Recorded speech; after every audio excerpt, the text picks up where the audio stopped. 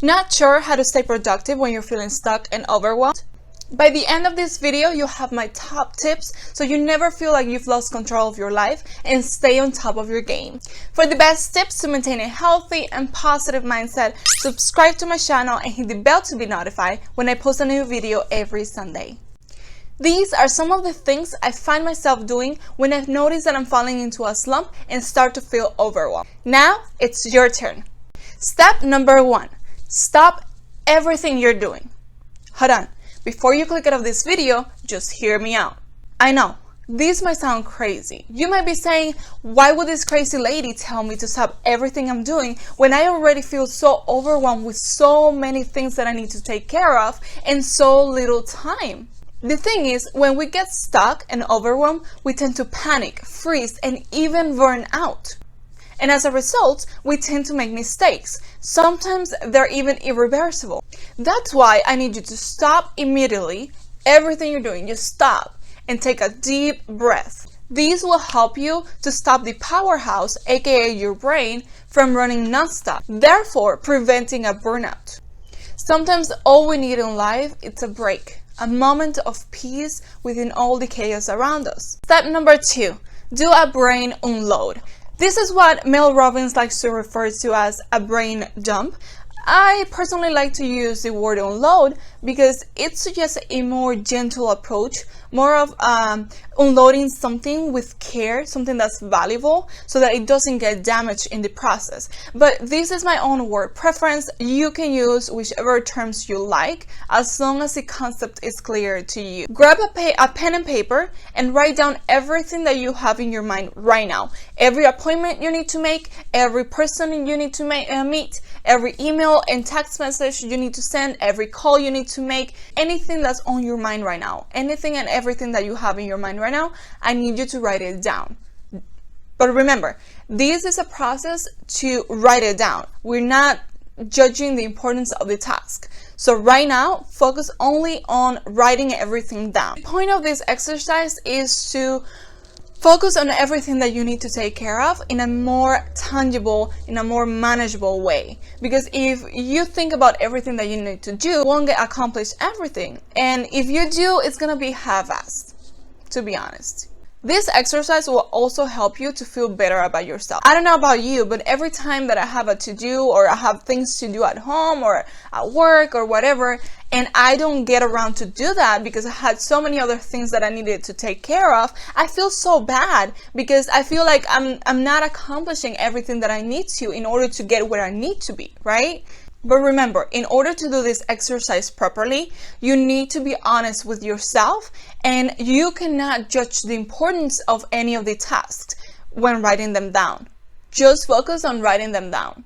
Now that you unloaded everything you had in mind to that paper, you can judge more properly everything that's in that list. Grab a different color pen and in front of each task, write a number. The ideal goal is to have 2 to 3 things to take care of each day so that you don't feel overwhelmed with so many things that you need to take care of. You want to write down a 1 for what's the most important thing, and maybe like a 5 or a 10 depending on how many things you have in your list, on what's least important. You don't need to write only one once. You can write 1 3 times. Remember, you want to have 2 to 3 tasks per day, so you can write a 1 on those 2 things or those 3 things that you want to accomplish on that one day. It doesn't need to be 1 2 3. You can just do 1 on day 1, 2 on day 2, 3 on day 3, and so forth. Now, on a different piece of paper, or as I like to do it on my phone, on the reminder section,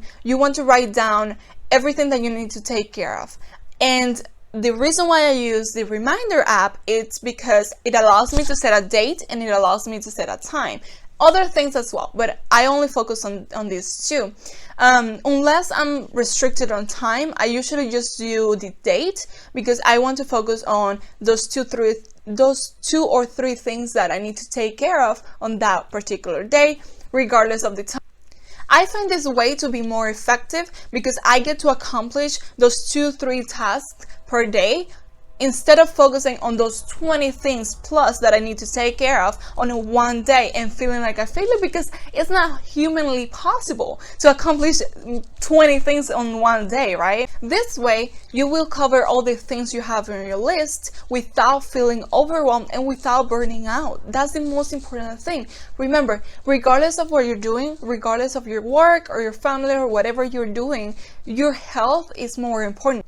Comment below and share with us what you normally do to get out of the rabbit hole when you're feeling stuck and overwhelmed and you see no way out. Step number 3, use your goals as motivation. One thing that motivates me to accomplish my goals are the goals themselves. Ask yourself, why do I have this specific goal? If your goal is to lose 20 pounds, why do I want to lose 20 pounds? If your goal is to finish a school or work assignment before the deadline, why do you want to finish it before the deadline? Why is this so important for you? You will most likely find a reason for each and one of those goals that you want to accomplish, and use that as your motivation to accomplish each one of those goals. Everything we do in life is a choice, whether it's school, work, or family related. Everything is a choice, but that's another conversation we can have some other time. There's very few things stronger than a why, and that's because the why gives you the meaning behind your decisions and their importance. That's why I use the goals themselves as my motivation, because I know that I want to accomplish that, and in order for me to accomplish that, I need to work towards it. Otherwise, it's not happening. For example, when I set the goal to start working out again, I knew that I wanted to gain body confidence back, and I wanted to feel more livelier, more energetic, like my old self. Even though I come from work, I'm exhausted, I've worked 14 plus hours, I know that in order to accomplish my goal of feeling more energetic and livelier and be more confident within my body, I have to work out. It's just something that I have to do in order to accomplish my end goal. My goal is not to work out, right? My goal is to gain body confidence, gain more energy, and become more livelier, have more energy to do everything else that I want to do, right? So that's my goal. My goal is not to work out, but I use that motivation of gaining body confidence and being more energetic and having all this energy left to do everything that I want to do as my motivation, so that I can actually get around to work out. Otherwise, I'm just gonna be laying down just watching TV or eating something, right? Don't live your life based on motivation. Motivation comes and goes. It's something that fluctuates. It never stays constant, and it rarely comes to our life and says, hello, I'm here, let's get work done. Unless you work for your own motivation, unless you make your own motivation come true. And this is not because we're bad people, it's because we have a life. We have so many things that we need to take care of. We need to work, we need to take care of our family, we need to run errands. There's so many things happening in life that when you get home, all you want to do is shower, eat, and rest, right?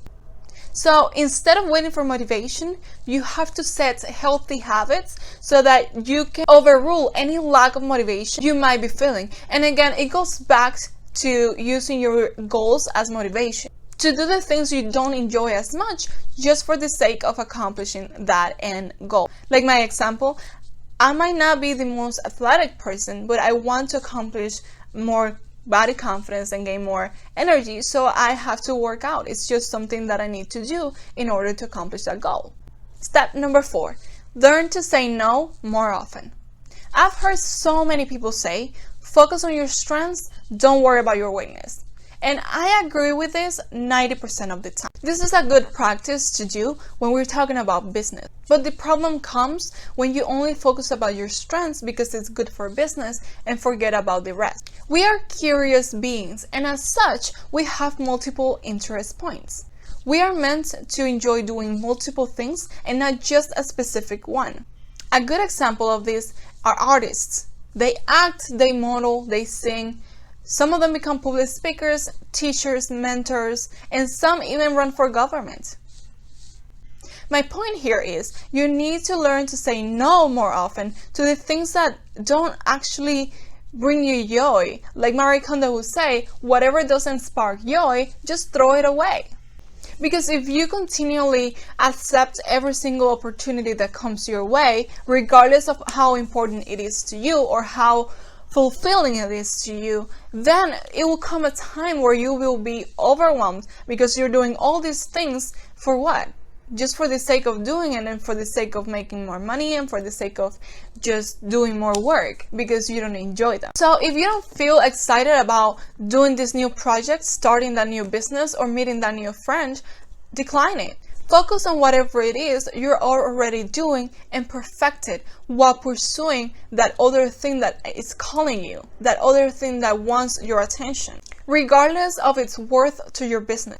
Be selfish and focus on yourself from time to time. Do the things you want to do, not because you have to do them, but because you want to do them. Or do any new skill like cooking or dancing. Whatever it is you've been wanting to do for so long and you haven't gotten around to do it, just do it. Take a class or go online. There's so many resources online right now.